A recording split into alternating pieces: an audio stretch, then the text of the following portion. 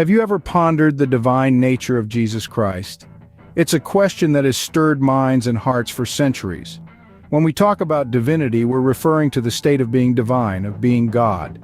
Yet for many, Jesus Christ is often seen as a prophet, a teacher, or a leader. But what if we told you that there's a perspective that goes beyond these roles? A perspective that sees Jesus not merely as a messenger of God, but God himself. This perspective is rooted in various interpretations of the Bible, where Jesus is portrayed as being so much better than the angels, as having a more excellent name than they. It's a complex, profound, and deeply spiritual concept that challenges us to rethink our understanding of divinity. So let's dive deep into the Bible, particularly the book of Hebrews, to understand this concept better. We start with Hebrews 1:4-9, where the superiority of Jesus over angels is emphasized. Diving into these verses, we see a clear distinction being made between Jesus and the angels. Beginning with verse 4, we learn that Jesus has been made so much better than the angels and has by inheritance obtained a name more excellent than theirs. This sets the stage for the rest of the discussion, establishing Jesus as a figure of greater significance than the angels. In verse 5, we see more of this distinction. No angel has ever been told by God, "Thou art my son, this day have I begotten thee." This highlights the unique relationship between God and Jesus, a relationship not shared by the angels. The verse continues with God saying, "I will be to him a father, and he shall be to me a son," further emphasizing the familial bond and the unique status of Jesus.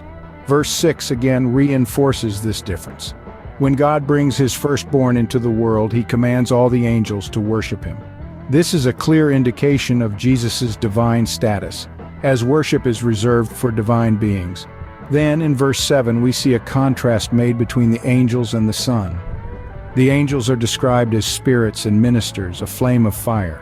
But when it comes to the Son, God says in verse 8, "Thy throne, O God, is forever and ever. A scepter of righteousness is the scepter of thy kingdom."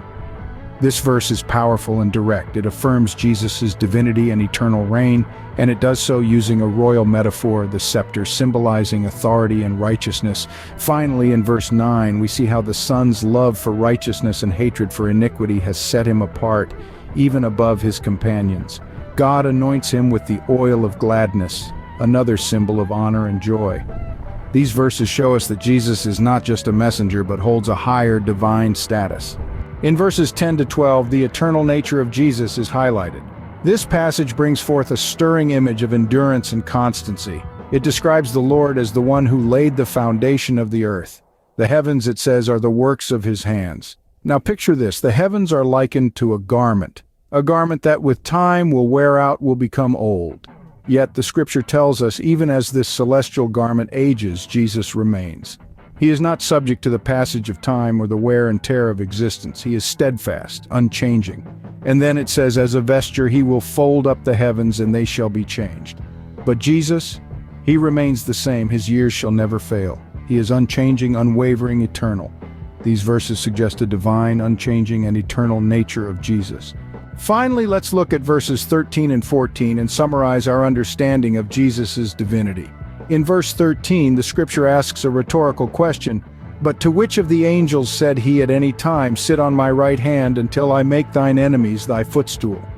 This verse underscores the unique position of Jesus, a position that no angel has ever held. It signifies Jesus' divine status and his authority. Moving on to verse 14, "Are they not all ministering spirits sent forth to minister for them who shall be heirs of salvation?" This verse highlights the role of angels as ministering spirits, contrasting it with Jesus' divine role. To sum up, these verses, along with the others we've discussed, collectively establish Jesus as God.